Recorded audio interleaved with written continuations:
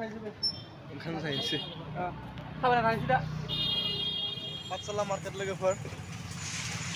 आंनि भिडिअ गासिखौबो बरायलायबाय दिनै नोंथांमोनखौ आं पाठशाला नायनो लाबोलायबाय आंनि भिडिअ पाठशालायाव मोनसे खामानि ओंखारनानै फैदोंमोन पाठशाला मार्केट लोगोफोर नोंथांमोनाबो रानदोसो नायदो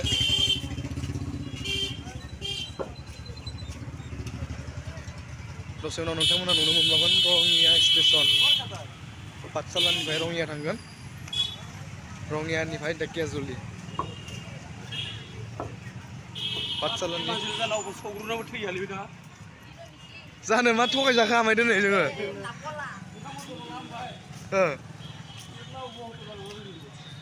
ओंखाम हटेल नागिरना फैनानै थगायजादों ड्राइभारजों जोङो टमटम ड्राइभारजों दिनै आनला खानलासो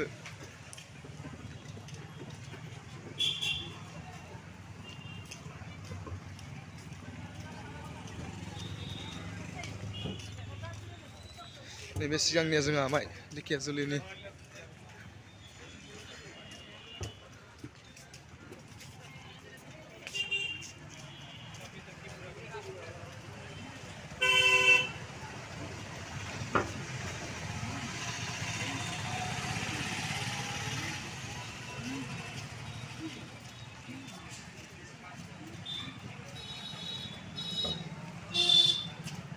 नोंथांमोना मालाबा फै पाठशाला मार्केट नायनोबा बरिया नुथारो नै पाठशाला मार्केटखौ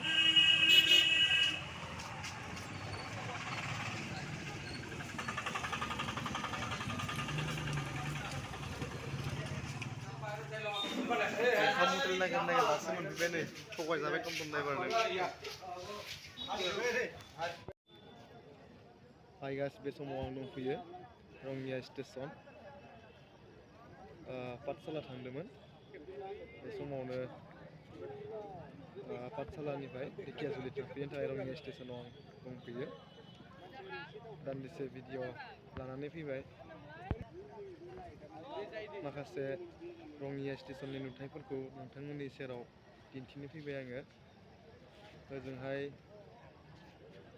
जोंहा आमाय आनै ओमफ्राय आरो सासे जोंहा आमायनि बिसालथे नैबे धेकियाजुलि मा गामि मोनलाय आमाय नोंसिना दोमैलुफुर नैबे आमाया दोमैलुफुरनि जोंहा आमायनि बिसालथे धेकियाजुलि नैबे जोंहा आनै मालाय फट' खेबनायाव बेस्थ' जाना दंथारो गासै जों साब्रै फैदों ओमफ्राय सासे उन्दै सथ' बाच्चा लाना फैदों आरो सथ' मथु माने उन्दै गथ'साबो लाना फैदों गासै नोंथांमोनखौ आङो नुथायखौ दिन्थिनो बे मोनाबिलि समाव दान्दिसे नुजाथिफैबाय रङिया स्टेशनाव थानायनि गेजेरजों